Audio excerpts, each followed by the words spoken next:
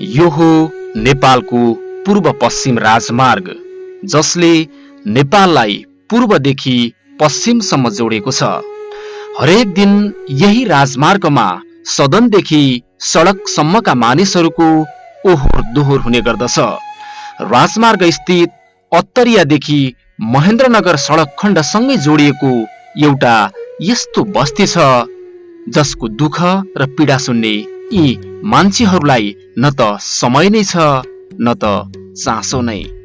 कञ्चनपुरको शुक्लाफाटा नगरपालिका ward number 11 मा पर्ने यो बस्तीको नाम हो सिगासटोल। सिगासटोल नजिकै एउटा नदी छ। नदीसँगै फैलिएको सामुदायिक वन अनि वनभित्रका कैयौं जीवजन्तुहरू। झट्ट हेर्दा दृश्य क्या लोभ लाग्दो छ, तर यो वन, त्यो नदी र त्यो सिगास बासीको सम्बन्ध भने बेग्लै किसिमको छ।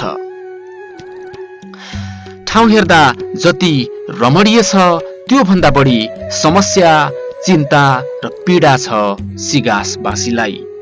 विक्रम सम्वत 2062 सालदेखि सुदूरपश्चिमका पहाडी जिल्ला बझाङ, बैतडी, बाजुरा, दार्चुला, अछाम र डडेलधुराबाट विभिन्न कारणले विस्थापित भई आएकाहरूको समूहले बनेको हो सिगासटोल।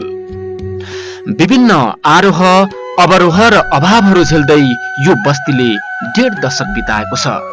अहिले अन्दाजे 7 कट्ठा सार्वजनिक जग्गामा 5 दलित परिवार सहित 12 भूमिहीन परिवार बसोबास गरिरहेका छन्। यो प्रविधिको युग हो। यो युगमा शिक्षा, स्वास्थ्य र सञ्चार लगायतका सेवा सुविधाहरू त परै जाओस्, आधारभूत आवश्यकता घाँस, बाँस र कपासको परिपूर्ति गर्न पनि धौधौ परिरहेको छ सिगासवासीलाई। राजमार्गसँगै जोडिएको यो बस्तीमा अहिलेसम्म बिजुली बत्तीको सुविधा पुगेको छैन भन्दा अचम्म लाग्न सक्छ। नगरपालिकाले वितरण गरेको सोलरले जेनतेन उज्यालो पाइरहेका भए पनि सिगासवासीले विद्युतको उपभोग गर्न अहिलेसम्म पाएका छैनन्।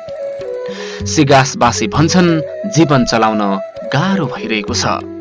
एक छाक कसरी टार्ने भन्ने चिन्ता त छँदैछ, बालबालिकाको भविष्यको पनि अझ बढी चिन्ताले सताइरहन्छ।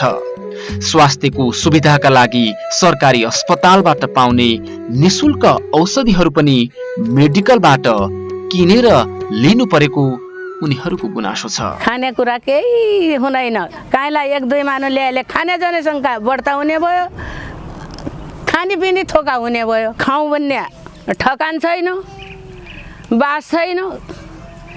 रोडका छेउमा बसिरहेछौँ, कोही हुरी आउँछ, डाँडो आउँछ, हामुकीलाई कहाँ जाउँ रे, कता जाउँ, मुलमुली कहाँ लैजाउँ भन्नु तसो छ। बिरामी भएपछि ती हात गोडा तिउना गलिएका गलिए छन्। अस्पताल जानलाई पैसा चाहियो, अब सरकारीमा जान आऊ किनेर लैजा भन्ना, कुन त्यहाँ पैसा चाहियो दिउँ कहाँ। जहाँ गहिरो त्यहाँ पहिरो भने झैं सिगासवासीलाई पनि वर्षेनी यही टुक्का लागू हुने गरेको छ। वर्षायाममा बनरा नदीको कटान, गर्मीयाममा रातभर लामखुट्टेको टोकाई, हावाहुरीमा घर उड्ने डर, कहिले हात्ती आएर नाश पार्ने डर त कहिले जंगली जनावर टोलमा आएर वितण्डा मचाउने त्रास सिगासवासीलाई वर्षौंदेखि रहँदै आएको छ। यो बस्तीका दुःखहरू न त मिडियाले नै लेख्ने गरेको छ, न त स्थानीय सरकार नै सुन्ने गरेको छ। सिगासवासी भन्छन् चुनावमा नेताहरूले आश्वासन दिए पनि ती आशाहरू आशामै सीमित रहेका छन्। चुनावमा प्रत्येक घर घरमा पुगेका हाम्रा नेताहरू चुनावपछि भने फर्केर आएका छैनन्। बैतडीको सित्तडबाट सिगासमा झरेकी मथुरा देवी सार्कीले मानिसहरूको सिगासवासीलाई मसानमा बस्ने भएका कारण भूतको संज्ञा दिने गरेको दुखेसो पोखिन्। भोट माग्ने बेला घर घरमा आया, साना बच्चा खाएलाई बाबु नमस्कार भने, हम खाए भने दिदी नमस्कार, बजे नमस्कार, आमा नमस्कार भने नमस्कार। अहिले अनि हामीलाई भोट दिनुहोस्, अनि हम तुम क्या माग्ने हो, तुम लाए हम जिताए भएर हम अगाडि लाइसकेर उही भोलिका भोलिपल्ट तुमले दुर्गन्धमा बसेको कोही नदेखन् भने आश लाग्यो। जसो बच्चालाई आश हुन्छ उसो आश हम सबै ल्याइ लाग्यो। हामीले जे गरेला अब भन्न त होइन, दियौँ खायौँ भन्न त होइन, मतदान त ठुलै छ हाम्रो। भोट दियौँ जितायौँ, कुर्सीमा घुम्न लाग्यो सर, घुम्न लाग्यो रे। अब त दिशा बसे पनि फर्की हेरेर कसो दिशा आएछ भने थुक्छन्। तर हाम्रो लागि यहाँका मान्छेको लागि मान्छे नगर्ने मसानै हन् भूतै हन् भनेर फर्की पनि कहिले हेरिदिएन। बिहान उठ्ने बित्तिकै दिन कसरी गुजार्ने भन्ने चिन्ताले सताइरहन्छ सिगासवासीलाई। ज्याला मजदुरी गर्न नजिकैका बजार अत्तरिया र झलारीतिर जाने गर्छन् यो टोलका बासिन्दाहरू। सानो झुपडीमा बाँस भएका सिगासवासीलाई खानका लागि उत्पादन गरौं जमिनको अभाव छ। तरकारी उमार्न घर आँगनको जमिन पनि बर्खायाममा बनरा नदीले बगाएर लैजाने गरेको छ। ज्याला मजदुरी गर्दा दिनको 300 देखि 500 सम्म कमाउने गर्छन्, तर ज्याला गर्न पनि हरेक दिन नपाइने उनीहरूको भनाइ छ। ज्याला मजदुर बनाउने लेखा हम यहाँबाट अत्तरी जाना छौँ, कबै झलारी जाना छौँ। अब महिलाको 300 रुपियाँ दिहाड दिन्छन्, पुरुषको 500 रुपियाँ दिहाड दिन्छन्। लोग्नी छ आँखिना देख्दै कान नसुन्ने, 8 केटाकेटी छन्। गरिब हुनाले नमाई सेट हुनेका, नमाएको पौर हुनेका, सबैतिरबाट भाग्य हुनेको घर हुनु, जमिन हुनु, ठाउँ हुनु, उनीहरू केटाकेटी कहाँबाट किनीबाट पालौँ भन्न हुना। हम पीडित भयौँ, अगास भगवानले हामीलाई पीडित दिए हुनाले हामीलाई कसरी नि केटाकेटी हुर्काउँ भन्न हामीलाई हुनु। सिगासटोल नजिकै पशु चौपाया व्यवस्थापन गर्नका लागि लाखौं खर्च गरेर सुक्लाफाटा नगरपालिकाले गौशाला निर्माण गरिदिएको छ, तर अहिले त्यो प्रयोग विहीन छ। सिगासवासी आफूहरूलाई सरकारले पशु सरह पनि नसोचेको दुखेसो व्यक्त गर्छन्। नेपालमा भोट माग्दिएको त इजा बुवा बाजे बजे भन्ने हामीलाई बसोबास दिनाइ लेखा गोरबासाको जतुला हामीलाई मान्छे नठादे। तराईको जेठ वैशाखको खरमाउलो गर्मी, त्यही गर्मीले कयौं रोगबाट ग्रसित हुन्छन् उनीहरू। त्यही गर्मी छल्ने उनीहरूको उपयुक्त स्थान हो बनरा नदीको पुल। घर हेर्दा सानो झुपडी, त्यसै झुपडीमाथि टन्टलापुर घाम, घरमा चलाउने पंखा छैन। सिगासवासीको गर्मी छल्ने एउटै स्थान हो बनरा पुल।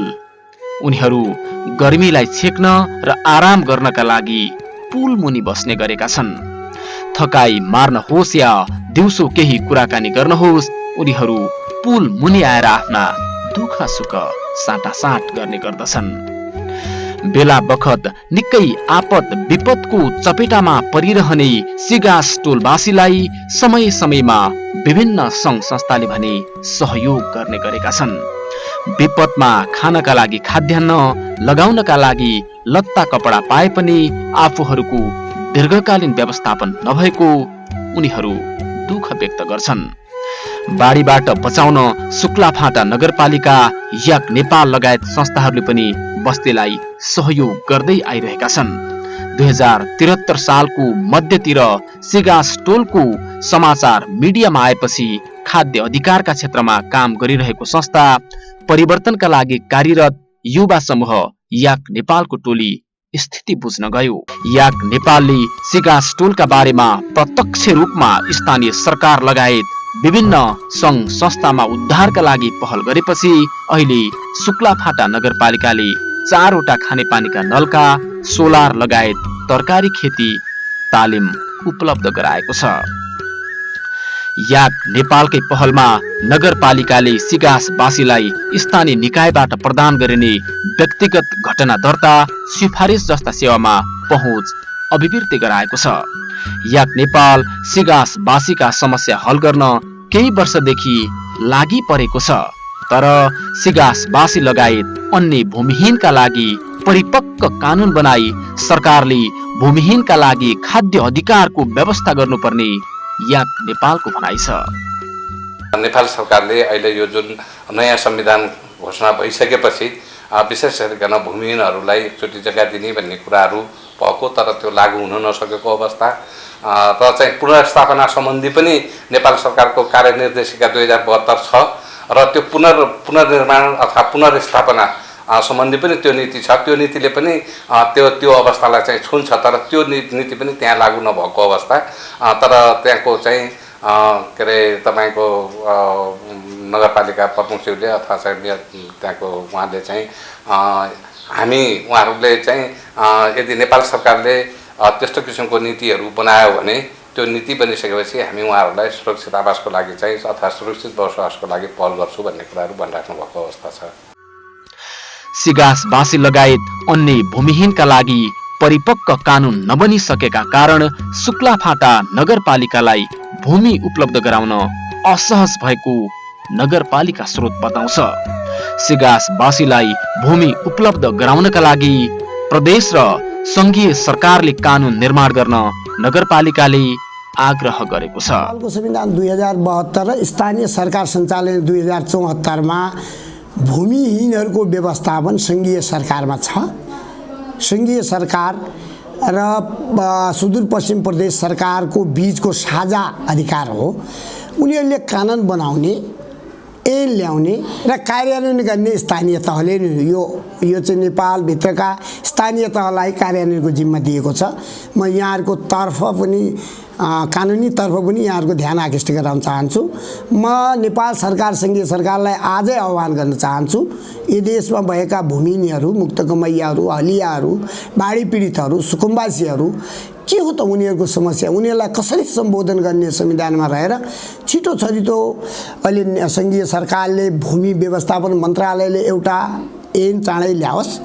त्यो ऐन ल्याएर अनि चाहिँ कार्यान्वयनको चरण हामी गर्नेछौँ। वास्तवमा स्थानीय तह नै हो कार्यान्वयनको चरणमा गर्ने। जग्गाको व्यवस्थापन, त्यस्ता सिगा जस्ता भूमिहीनहरूलाई अन्यत्र डाइभर्ट गरेर उनीहरूलाई कति कट्ठा चाहियो त, उनीहरूलाई कहाँ व्यवस्थापन गर्ने जिम्मा त हाम्रो हो नि, तर त्यो ऐन चाहिँ ल्याउनु पर्यो। त्यो सिगासटोलवासीका 12 भूमिहीन घर परिवारले सुकुम्बासी आयोगबाट सुकुम्बासीको परिचय पत्र प्राप्त गरेको भए तापनि एलानीमा घर भएका कारण नेपाल सरकारका सेवा प्रदायक निकायबाट प्राप्त गर्ने सेवा सुविधा जस्तै पञ्जीकरण, आवास, स्वच्छ खानेपानी, स्वास्थ्य, कृषि र पशु सेवा कार्यालयबाट प्राप्त हुने अनुदान, प्राकृतिक प्रकोपका बेला रेडक्रस जस्ता परोपकारी संस्थाबाट प्राप्त गर्ने राहत जस्ता आधारभूत सेवा तथा सुविधाबाट वञ्चित हुनु परेको छ।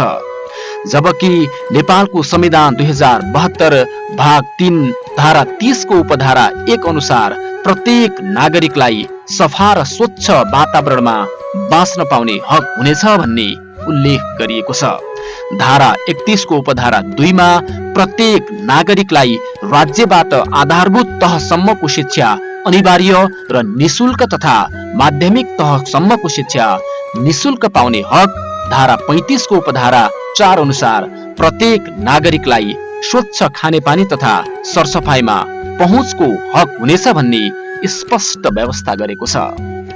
यसैगरी धारा 36 मा प्रत्येक नागरिकलाई खाद्य अधिकारको हक, धारा 37 को उपधारा 1 मा प्रत्येक नागरिकलाई उपयुक्त आवासको हक, त्यस्तै धारा 40 को उपधारा 5 मा राज्यले भूमिहीन दलितलाई कानून बमोजिम एक पटक जमिन उपलब्ध गराउनु पर्नेछ भन्ने व्यवस्था गरिएको भए तापनि राज्यले संवैधानिक प्रदत्त प्रावधानहरूको प्रत्याभूत गराउन नसकेका कारण यी समुदायको खाद्य, स्वास्थ्य, खानेपानी, शिक्षा तथा आवास जस्ता आधारभूत अधिकार हनन भएको छ। 2062 साल टोलमा बस्दा 300 भन्दा बढी घरधुरी भएको, तर 2076 सम्म आइपुग्दा 12 घरधुरी रहेको टोलका अगुवा दल बहादुर बोहरा बताउँछन्। हामी 2062 सालदेखि यहाँ बसिया हो। अब त्यो बस्ने टाइममा त यहाँ धेरै ठुलो जनमास थियो। हामी त्यहाँबाट छुटिँदै जो पीडित हो त्यो मात्र अहिले यहाँ लगभग 13-14 परिवार छ। अब एकदमै समस्या छ हजुर। यी नदीको बेल्ट छ, रोडको पनि त यो बेल्टै हो, यी जङ्गलको किनार पनि छ हजुर। अब अहिले नदी लागिया छ तत्कालै, अब यो बर्खा त हामीहरूको सायद यहाँबाट बसोबास नहोला जस्तो लागिया छ। अब 1-2 वर्ष भयो भने त बगाइहाल्छ हजुर। अब शिक्षाको कुरामा पनि त अहिले अब बालबालिकाहरू सबै वञ्चित हुन लागेका छन्। अब सबैभन्दा त अब यो सरकारले जल्दी हामीलाई केही नभए पनि एक ठाउँमा सानै पनि घरबासै मात्रै बनाइदिया भए सबभन्दा सजिलो हुन्थ्यो हजुर। सिगास टोलमा 12 परिवारमा 26 जना 18 वर्ष मुनिका बालबालिका छन्। उनीहरू शिक्षा र आधारभूत स्वास्थ्य सेवाबाट वञ्चित छन्। बालबालिकालाई आवश्यक पोषणको पनि अभाव छ। कहिलेकाहीँ त 2 छाक खान पनि धौधौ पर्ने गरेको छ।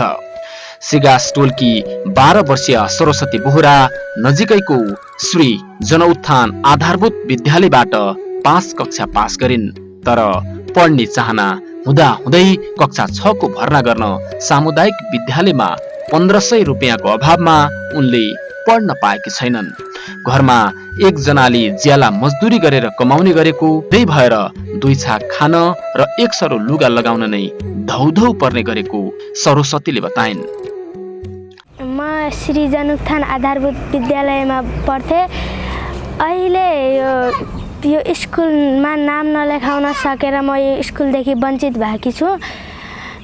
स्कुलमा 11, 12, 1500सम्म स्कुलमा नाम लेखाउनु भन्छन्। फिस पनि 400-500 फिस पनि लिन्छन्, परीक्षा फिसको लिन्छन्। अब त्यसै कारणले म स्कुलदेखि पनि वञ्चित हुन लागेकी छु।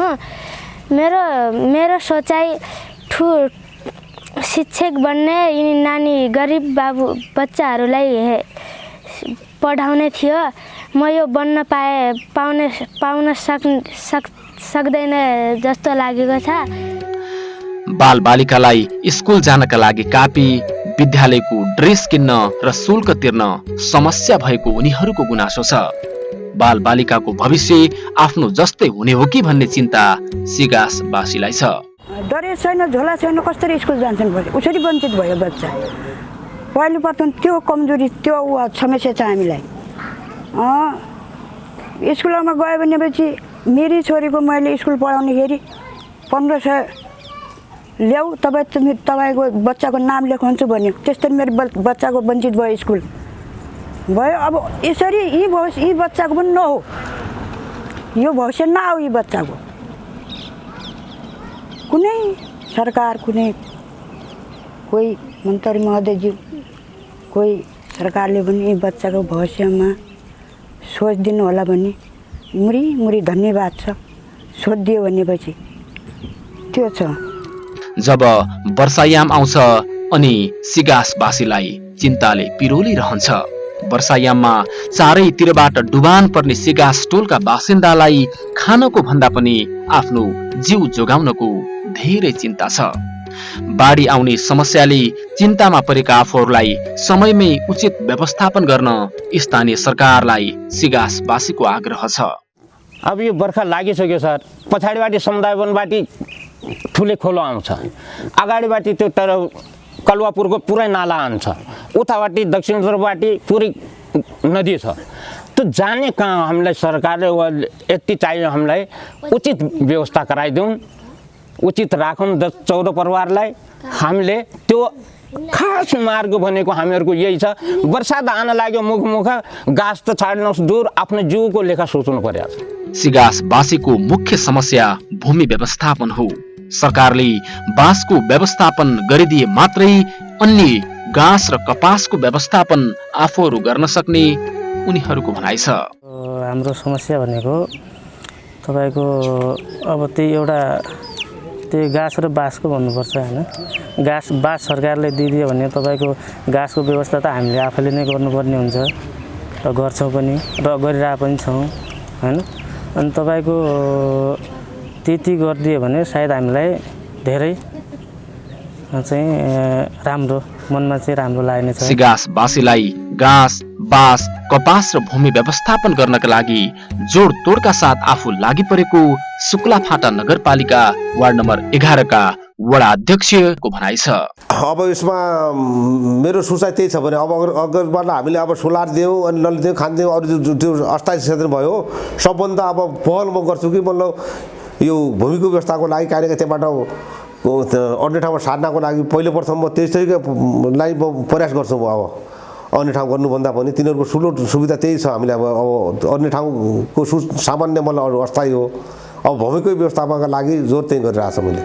प्रदेश र संघीय सरकारसँग पटक पटक छलफल चलाएको र कानून निर्माण प्रक्रिया अगाडि बढेको सुदूरपश्चिम प्रदेशका सांसद लाल बहादुर खड्काको भनाइ छ। भूमिहीनहरूका लागि भूमि व्यवस्थापन गर्न र स्वरोजगारका लागि प्रदेश सरकार अगाडि बढ्ने सांसद खड्काको भनाइ छ। प्रदेश सरकारले पनि यो विषयलाई हामीले छलफल चलायौँ। प्रदेशको सामाजिक विकास समितिले पनि यो विषयमा छलफल चलायो। तर अहिले संघीय संसदले कानुन नबनाएका कारणले ती समस्याहरूलाई हामीले सम्बोधन गर्न सकेका छैनौँ। तर पनि हामी के अस्ति मात्रै संघीय मन्त्री पद्मा अर्याल यहाँ आएको बेला हामीले उहाँसँग फेरि छलफल गरेका छौँ र अबको बर्खे अधिवेशन बजेट अधिवेशनको बिचैमा भए पनि म त्यो कानुनलाई पास गराउँछु र एउटा शक्तिशाली भूमि सम्बन्धी भूमि व्यवस्थापन गर्ने कानुन बनाएर त्यसलाई हल गर्छु भनेर उहाँले भन्नुभएको छ।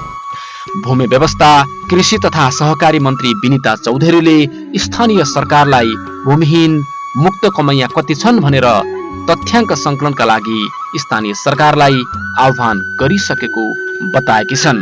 हामीले स्थानीय सरकारसँग समन्वय गर्दैछौँ हैन। हाम्रो प्रदेशमा जस्तै भूमिहीनहरू सुकुम्बासीहरू कति छन् हैन, हामी त्यो तथ्याङ्कहरू हामी लिँदैछौँ। अब त्यो अब कयौँ स्थानीय सरकारले अब चाहिँ लिन सुरु गरिएको छ, त्यो अनुसार हामी प्रदेशको हामी लिगान छ भने कुन अवस्थाको जस्तै हाम्रो जुन जमिनहरू छ बस त्यसमा जस्तै भूमिहीनहरू कति छन् हैन, र त्योभित्र पनि सुकुम्बासीहरूको उसमा सबै सुकुम्बासी हुन् भन्ने चाहिँ सुकुम्बासीहरू जस्तै मानौ कैयौँको पहाडमा जमिन छ, अन्य जिल्लामा छ, जस्तै यहाँ आएर सुकुम्बासी भनेका छन् भने तिनीहरूको हकमा पनि कम्तीमा अन्य ठाउँमा निस्किन्छ भने त्यसलाई किन गर्ने, वास्तविक भूमिलाई गर्नुपर्छ भन्ने हो।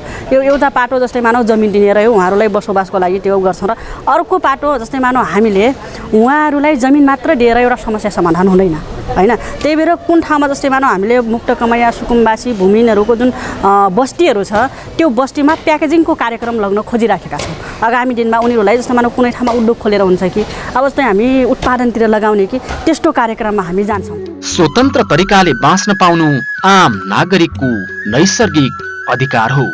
विभिन्न समयमा विविध समस्याले पिरोलिएका सिगासवासीको समस्या समाधान गर्नतर्फ सम्बन्धित निकायले पहल चाल्न जरुरी छ। गरी खान सक्ने क्षमता बोकेका उनीहरूको सरकारसँग एउटै मात्रै माग छ कि हामीलाई बस्नको लागि भूमिको व्यवस्थापन गरिदिनुहोस्। त्यसैले प्रदेश सरकार लगायत संघीय सरकारले भूमिहीनहरूलाई खाद्य अधिकार प्रत्याभूत गराई संरक्षण गर्न जरुरी छ।